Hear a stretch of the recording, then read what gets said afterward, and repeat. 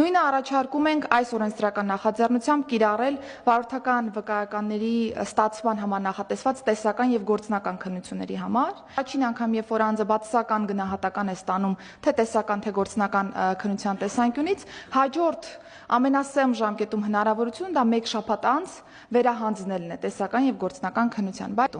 Ըստ այդմ առաջարկում ենք առաջին անգամ բացասական ստանալու դեպքում հաջորդ օրը քննությանը մասնակցելու համար սահմանել հավելյալ վճարով քննությունը հանձնելու հնարավորություն, այն կկազմի 45,000 ՀՀ դրամի չափով եւ առաջին անգամ բացասական ստանալու դեպքում, եթե ոչ թե հաջորդ օրը անձը ցանկություն ունի, այլ երրորդ օրը, ապա այս դեպքում կրկին էքստրա վճարի տրամաբանության մեջ եւս 30,000 ՀՀ դրամ վճարելու պայմանով անձը կարող է շատ ավելի սեմ ժամկետում հանձնելու քննություն։ Բնականաբար առաջին անգամով միայն սահմանափակվել չենք կարող, որովհետեւ ունենք երկրորդ եւ յուրաքանչյուր հաջորդ անգամ նաեւ բացասական գնահատականի դեպքում վերահանձնման հնարավորություն։ Այս դեպքում մեր օրենսդրությունը սահմանում է, որ ամենասեմ ժամանակը հաջորդ քննության դա 1 ամիս անց քննության վերահանձնումն է, այստեղ եւս սահմանել ենք ժամկետային որոշակի հնարավորություններ։ Երկրորդ եւ յուրաքանչյուր հաջորդ անգամ բացասական